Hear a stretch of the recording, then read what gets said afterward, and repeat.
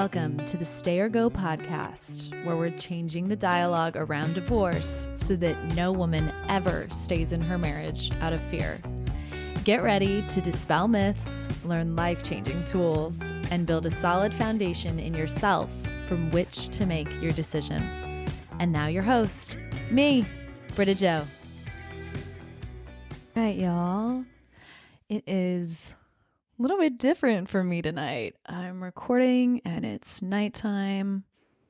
My kids are with their dad and I'm kind of loving this vibe. Feels super intimate and just lovely, like y'all are hanging out with me like it's a girls' night.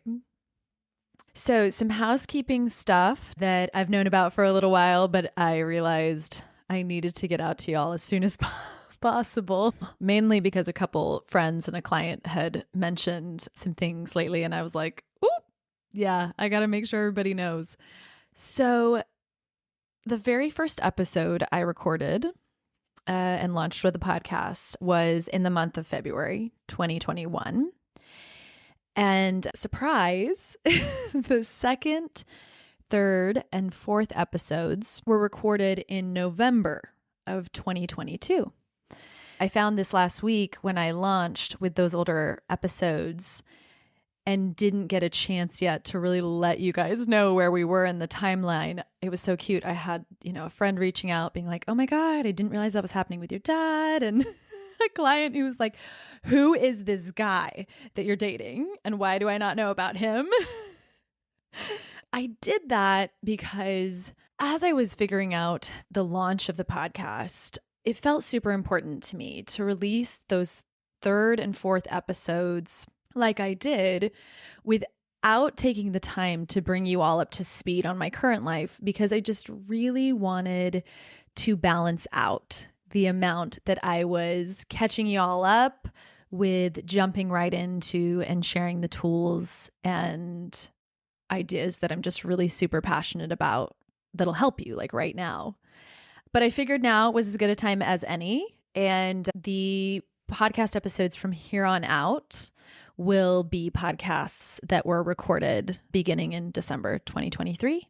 And then from there on. So we are all caught up, y'all. This is me in real time. So wild how technology allows us to do that, right? That I can magically bring my voice from a year ago and release it today. It's just really, really neat. One of the things I was thinking of that I felt really important about talking about today is this concept that I learned from, as those of you who know a little bit about me know, my favorite book of all time, Women Who Run with the Wolves. And Clarissa Pinkola Estes is really the first person to have brought this idea to the forefront for me back when I read her book. She was like the first book I kind of dove into that opened up this like deep soul side of me, probably back in, 2017, 2018. But this idea is this life, death, life cycle. And I am truly obsessed with this idea. And I find that it is like everywhere in life. And I have had a lot of my personal big life lessons center around it. I want to start by reading a section from the book and just have to say, if you guys have not read this book, go now. Go buy it off Amazon. The paperback I have, I wish y'all could see this. It is just well loved. Let me put it that way. It is completely encased in packing tape. I'm pretty sure at one point the cover fell off, but it's marked up. It's got so much love and so many memories that have been poured into it.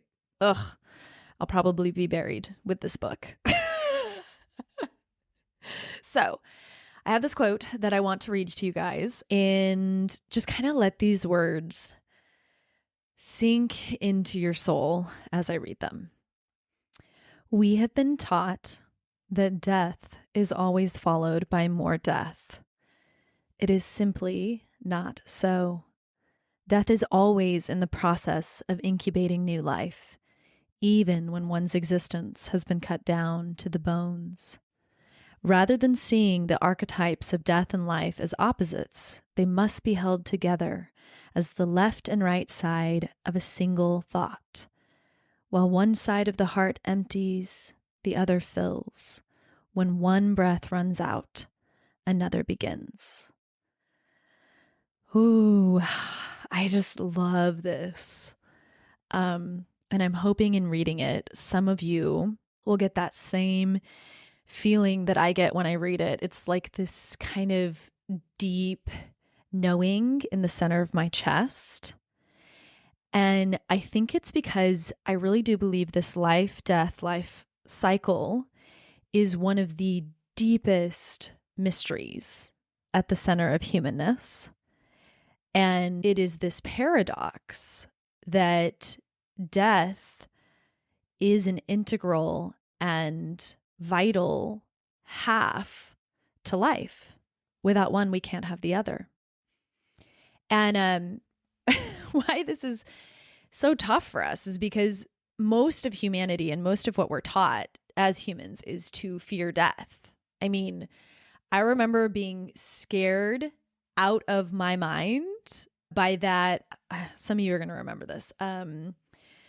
Disney's Fantasia, there is that scene with the creepy devil guy and all of the skeletons, and it's terrifying. As a kid, I remember watching that and I think I would, if I were to still watch it, I would feel really uncomfortable. But as a kid, I just remember being really scared out of my mind. And in fact, now I'm definitely going to have to include a clip in the show notes so that you guys can also go terrify yourselves by rewatching that. I remember when I first saw the death card in the tarot, my initial impressions are not like, oh, I love this card. There's this feeling of ooh, wonder what this means. And our culture has reacted to this discomfort with death by becoming obsessed with youth and life and birth. I mean, all you have to do is look at where we put our elderly to realize we are not comfortable with death. We lock them away in old folks' homes. When someone dies, what do? We immediately call the coroner and they come remove the dead body from the space.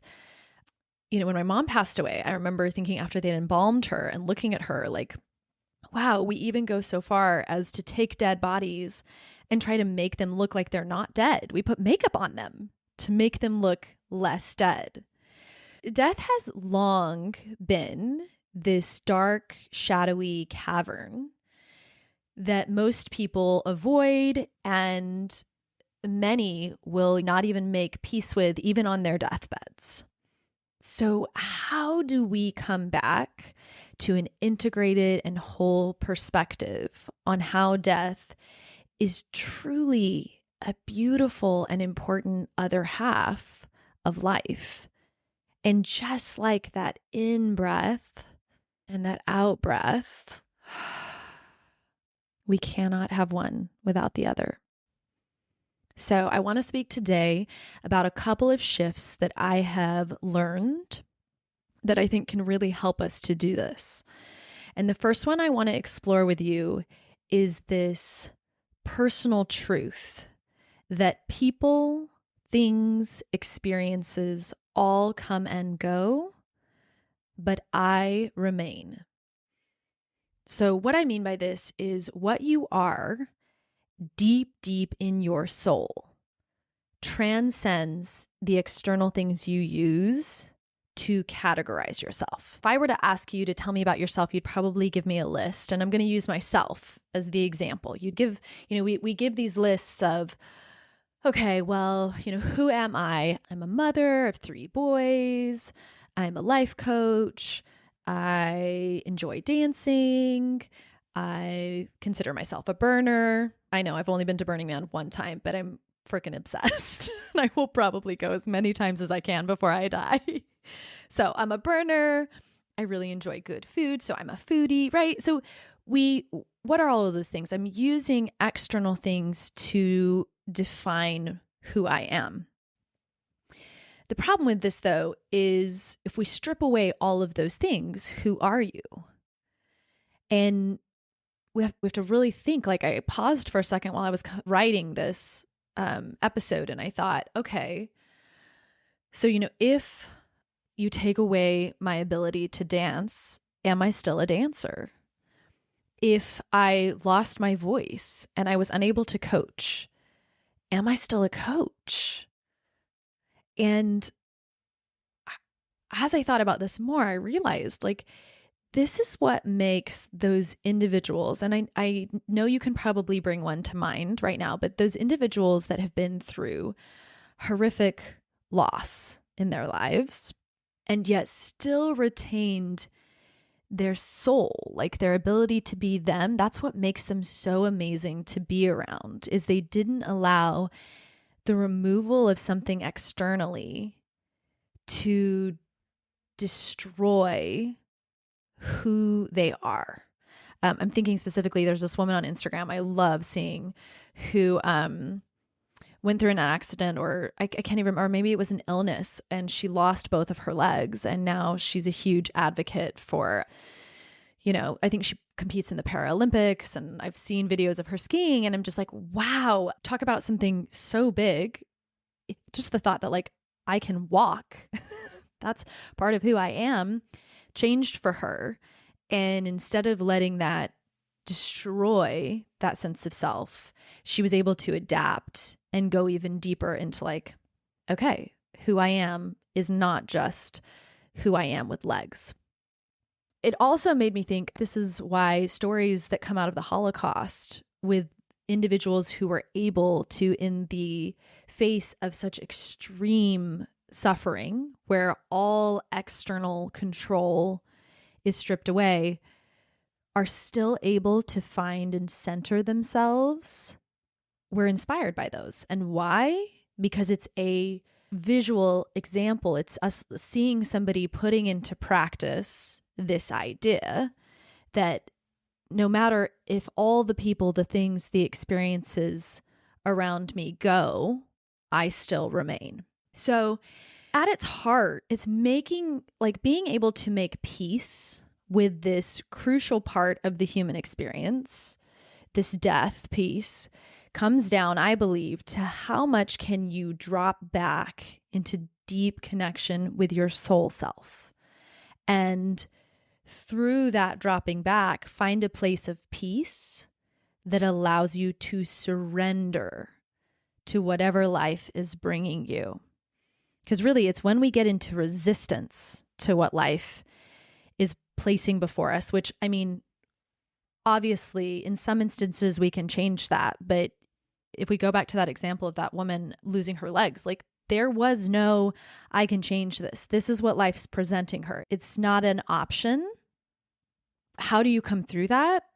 You find a resource deep inside yourself that allows you to have safety and peace within you, even at the loss of something externally, whether that's a death of a part of your body, a death of a relationship, death of dreams, death of a career that you wanted, a place that you wanted to live. I mean, if there's anything we see in the human experience, it's that all of us will face deaths of one kind or another. That piece is guaranteed. It's the real gift we get in our own human experience is, what do we choose to make the deaths mean? And how do we choose to think of ourselves? And what stories do we tell ourselves as we go through the deaths? So an analogy I really love to use to help solidify these ideas in a more tangible context is thinking of a garden. I grew up in Albuquerque, New Mexico, and my grandparents had an acre of land, and we often, when I was younger, would go and help my grandparents on their plot of, big garden in the back, grew a lot of okra and corn, which was a beautiful opportunity to, like, as so many of those of us who actually have worked in gardens know, our fruit and vegetables don't just come off the shelves, they come out of the earth. And to do that, there is a lot of resources that go into the production of creating something like a vegetable or a fruit. And So I want you to imagine in your mind your life being this garden and taking a second to kind of get the lay of the land, noticing all these different areas of the garden. You know, you've got this area, maybe this area over here is your marriage, and maybe this area here is your children, maybe this is your work, your career, maybe there's your personal interests, maybe there's your passions, all of these beautiful sections of your garden. And one of the most important things to remember when we're making decisions about our garden is that we are limited in the amount of resources we have. So the resources you have are like your time, your energy, your focus, your desire. You don't have unlimited resources to pour into this garden. So ergo, you want to choose wisely. And especially with time, like we only have whatever amount of time we're allotted for our life. So if this is the case, it's really important, and this is the first question you need to to ask yourself when you're looking at this garden, is what is the goal of this garden? Which phrased in a different way is, what is the goal of my life? For me, I definitely, right around the time I was considering divorce, I could feel something bigger calling to me. And as much as I tried to make it work with the plants that I already had in my garden, because I did, trust me, guys, I knew about a year before I actually filed for divorce that I intuitively knew that was probably what was going to happen, but I just kept resisting that death. And so I was really trying to, without having to get rid of any plants or clear anything out, to make do with what was, and it just was not enough. It became very clear that the amount of resources I was having to put into my marriage, there was not going to be enough to do whatever my soul was calling me to.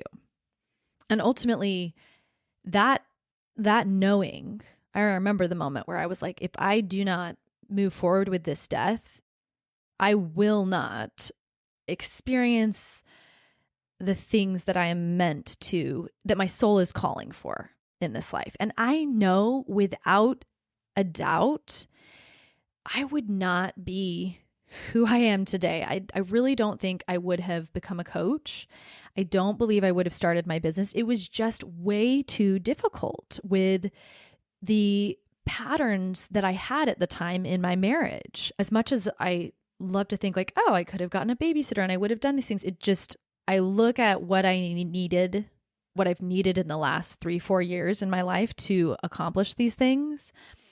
And that was really only possible with the resources that became available to me once I cleared out that part of my garden.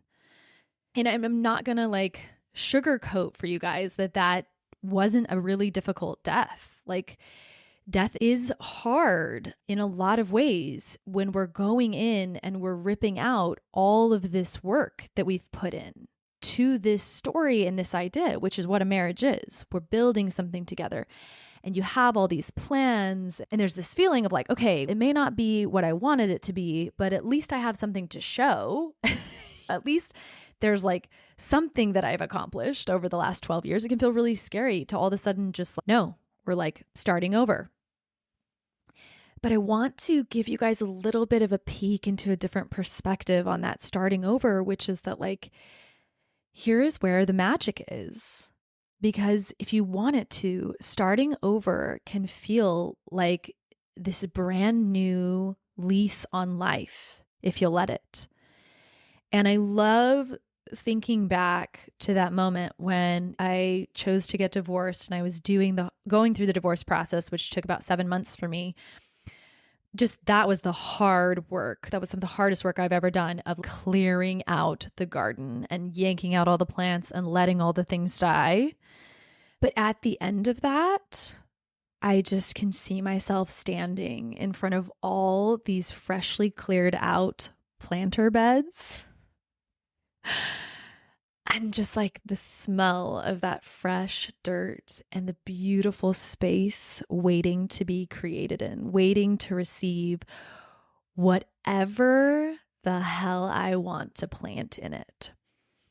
And for me personally, that was one of the biggest, most exciting moments of my life because truly, until that moment, I had never had the freedom to get to do that in my own garden, in my own life, because I was raised in such a strict religious ideology that basically conscripted my garden from the very beginning.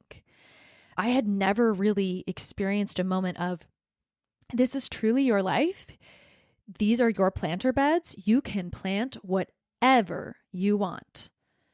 And being able to feel that with some true sense of like, yeah, I really do get to pick what I want, what excites me, what feels amazing, what feels compelling, what calls to my soul. And this is where that soul connection really comes in, because the second question I want you to think of, so the first is, what is the goal of my garden? The second question is, what does my soul feel called to? And I also like to say, when I'm doing this for myself, when I'm trying to figure out where is the next step for me, I'll sometimes ask, where do I feel the light? Where is the light calling me? And I will tell you, this is where your intuition comes in big time. And this is, when I say intuition, I am talking about this knowing inside of you, this like soul guide, or like at times I will often call it an inner compass for my clients, because I love that image of, if you will follow it, if you'll listen to it, it will always show you the way. And this is the magic that lets you know what the next steps are to take after the death.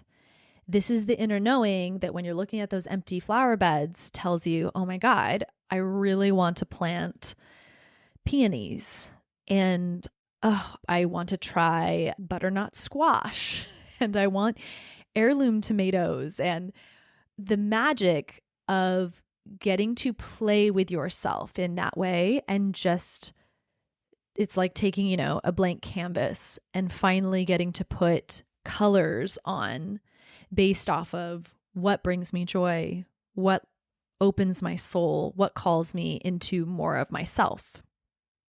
So many of you are afraid and stay in this space of considering divorce for so long because you're really afraid about what will happen after. And you really want this like step-by-step plan. And I want to advocate for how much a step-by-step plan, yes, paint by numbers, has its place, but no, that is not what we're going to do with your life. Don't do that to yourselves.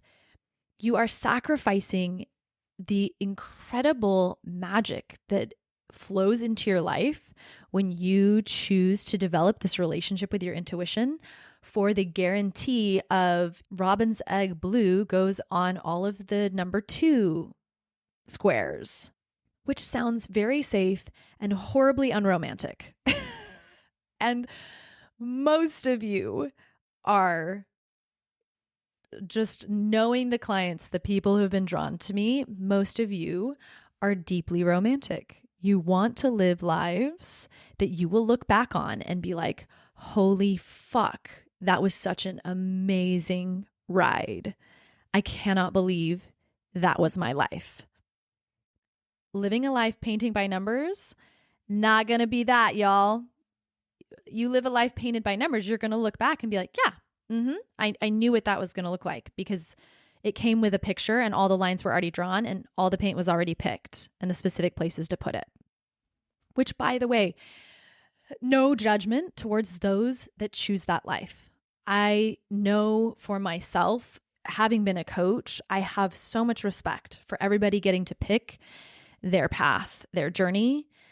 What I am strongly advocating for is, if you are currently living a paint by numbers life, which is what I was when I was stuck in Mormonism, telling me exactly what I had to do, how I had to feel, what a good life looked like, and your soul longs for freedom, trust it.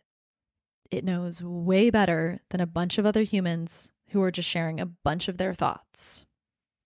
This is the magic of trusting yourself, because really the only reason you want that paint by numbers path is because you have a lack of trust in yourself. Because I'll tell you what, when you trust yourself, you know that you can handle whatever comes your way and find a way through. And the reality was I had no idea when I got divorced all that was going to be in store for me over the next 4 years. And yet, here I am. And I'll tell y'all, I didn't have a roadmap. All I did was just keep following the light the best I could. I just kept trusting my intuition. And that is literally all that the universe asks of you. And I will promise you, I know for myself that when you trust where the light calls you, you will absolutely get to live a life bigger than you could have ever dreamed. The memories I have made over the last 4 years, the experiences that have expanded my soul mean more to me than all of those experiences from the paint by numbers life I was living up until that point. That's how big these last 4 years of living a life in trust with myself have been. So, have I advocated for it enough? Okay. Another piece that is really important as well is remembering that this whole thing is a cyclical process. And you are going to go in and out of the excitement for the new things that are growing, for the new life that you're creating, at the same time as still grieving over the death and the loss of the things that are gone. And you will experience this over and over and over again. And especially in the first days and months and even years following the death. And I think it's so important to realize it's not just like a black and white, oh, once the beds are ripped out, you're just going to skip off and feel happy the rest of your life.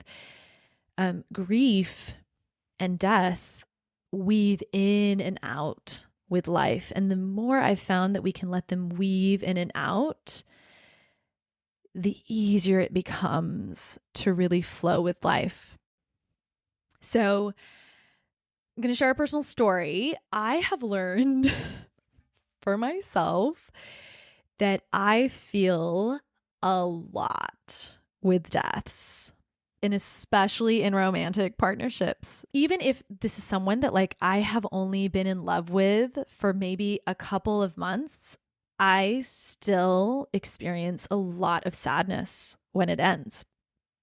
So want to give an example to kind of give some clarity on how this works and what it looks like in real world application of experiencing that grief and that like moving into a new life at the same time. It's probably been a little over a couple months now. I met this just incredible guy super unexpectedly while I was in San Francisco.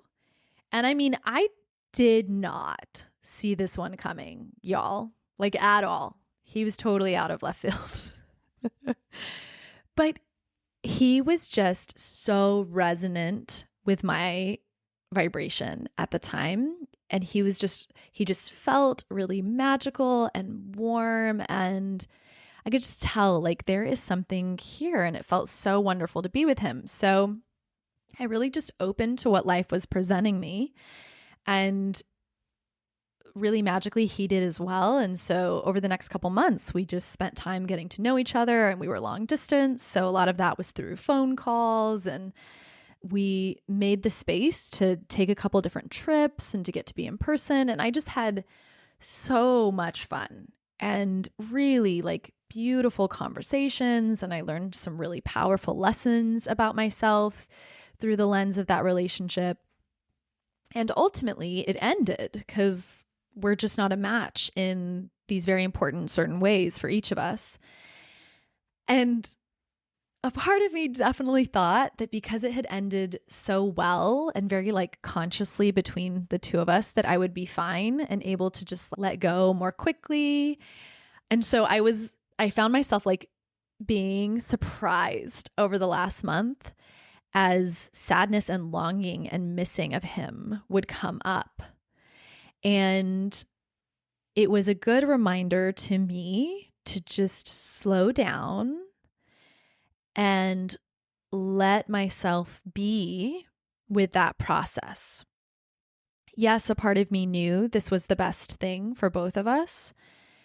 And a part of me also was really sad to have to let go of that story that we had, inevitably, as you do when you're falling in love with someone, the story that we had started creating together, and allowing the loss of that feeling of connection and that energetic sharing. And without fail, I find the more compassionate we can be with ourselves as we go through that, the easier it is, because we're not adding resistance in to the initial feelings. And this process has been so consistent for me, this lesson. Like, I have learned it over and over and over again in my 4 years of dating. And it's this deep acknowledgement that sometimes the dreams we were building just don't work out. Change happens. And this is where the second shift that I wanted to talk with you guys about on this episode really comes in. And it is this idea, this belief really, that there is always more ahead, that life is ever unfolding. And if we will just allow the death, there will always be new life emerging in the future. Here's a little thing I want you to think about, because here's the thing. When we always, which so many of us do, we always want life to be happy or joyful or in love, or when we really push away the darker emotions and all we want is spring and summer, or, when we're too afraid to let the things die in our lives that need to die, what happens is we atrophy. We collapse down and we start to get very tight and controlling. So notice this in your life. When something needs to die and you do not want it to die, woof, right? We start to get really controlling. We narrow our focus. We think we know what's best. We want to control the people around us. We can get really manipulative. We get really anxious. And it's because we are not allowing death to clear out what is no longer working and to release and let those things die, which I often think of like leaves on a tree falling off. If the leaves never fell, where would the new leaves be able to come into? There's no space, right? And also those new leaves fall to the ground and they decompose and they give back their energy to the earth that then puts it into new life. We have to allow death to provide nourishment in our life for new creation. And when we don't, it makes life really uncomfortable because we're trying to fight against the very nature that is at the center of life. You cannot escape it. Death is the one guarantee. So that's one way of living, right? Where we're trying to control death versus this belief and this remembering that there is always more ahead. You will not exhale forever. Inevitably, you will find yourself taking an inhale again. And often it's in some of the most beautiful and unexpected ways. And I have another personal example that's going to tie in to that experience I was just telling you about to illustrate this. So this guy that I met in San Francisco that I've been really sad about things ending with, well, if you just take a second and you backtrack with me, a month before I met him, I had fallen head over heels for this incredible guy during my week at Burning Man. And in that moment of that experience, I was just all in on how mind-blowingly special that connection was. And it was one of the highlights of my falling in love part of life thus far. But as we got back from Burning Man and with time, it became really clear that a connection in that way just was not a fit with our everyday lives. And once again, I found myself working through the death of the excitement that I'd experienced around what could be, and really relaxing down and allowing acceptance of what reality was. And it was while I was in all of that process that, boom, this guy showed up in San Francisco and came in out of the blue. And I cannot tell you enough how this happens in life, like consistently for me. And the more that I have surrendered into this flow of deeply loving and enjoying and being present with what comes in, and then releasing without attachment. And I will say, as much as I can, I'm getting better at it each time. It's not that it's easy, but being able to release without attachment when it's time for it to go, I am always presented with this truth over and over, which is that there is always more. And often there is always better. And this is so important for so many of you, because it's probably one of the things I hear the most from clients, from women that I speak to on mini sessions, is this deep fear that there will be nothing better in the future. It is this scarcity mindset of, I should be grateful for what I have. This is good enough. The grass isn't greener on the other side. Better to have one bird in the hand than two in the bush idea. And on top of that, y'all keep listening to this really shitty dating thoughts from your single girlfriends or people on the internet. Like, no, I want to present this reality to you instead, which is that over the last 4 years, I have watched as nearly every guy that I have dated has progressively, with each one, been more and more aligned with what I desire most in a partner. And that is absolutely, absolutely happening because I am choosing to believe that there is always more. That when a relationship ends, there will always be someone who is a better fit, more connected, more able to grow with me in the future. And because I believe that, I don't settle when a relationship isn't truly aligned. And I don't live my life with a relationship at the center of it. So I view myself as the center of my life. My journey, my path. Yes, it's lovely when I get to share it with a romantic partner, like when their path converges with mine and we get to enjoy this journey together. Like, I fucking love that. But I am no longer willing to sacrifice my journey or even theirs. I've had partners who are willing to change themselves to fit my journey. And I'm talking like on a deep soul level here. We're not talking like some small surface stuff. We're talking like these are core things that they would have to change. And I am not willing to sacrifice that just to stay together. I've learned that it is okay to allow our paths to diverge and to trust that if one of us is feeling a death, that there will always be more love ahead in the future. And this is abundance. This is sufficiency. This is the opposite of that scarcity that so many of us find ourselves in when we're considering divorce, thinking there'll never be anybody that wants to date me. It will never get better. I'll always struggle. So much of this shift in belief is what allows you to go for what you truly want and not try to make yourself small enough to be content with what is.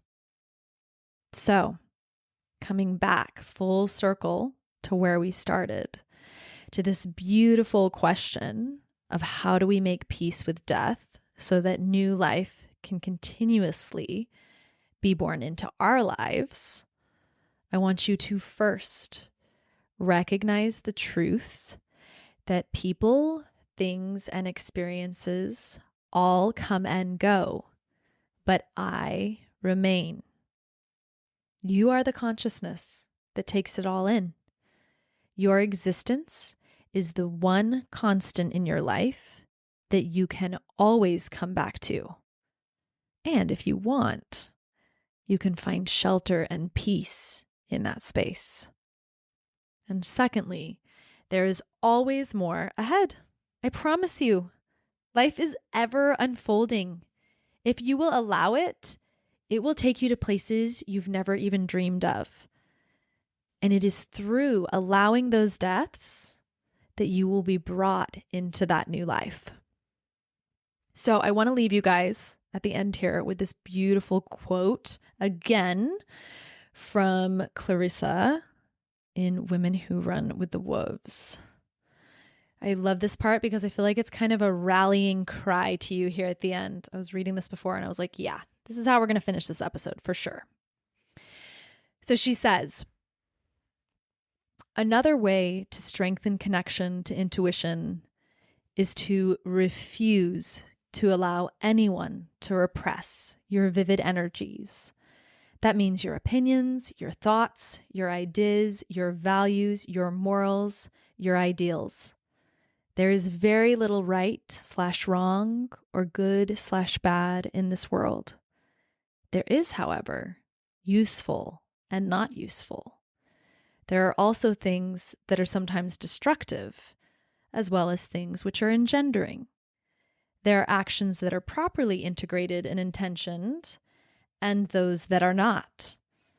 But, as you well know, a garden has to be turned in the fall in order to prepare it for the spring. It cannot bloom all the time. Let your own innate cycles dictate the upsurges and the downward cycles of your life, not other forces or persons outside yourself, nor negative complexes from within. I hope you all take this last piece to heart. Going back to you are the one that remains. There may be people, I love when she says, there can be things that are useful and not useful, things that are sometimes destructive, as well as things that are engendering. Often we can't tell with the people outside of us which one of those they are. And that's why it's so important to come back to the real source of truth in your life, which is you. You trusting your intuition, you trusting that inner knowing, because we know that is the part of you that is most deeply connected to your soul and that will always call you back home. All right, y'all. This was a really fun episode. It looks like when I record them at night, they're going to be a bit longer.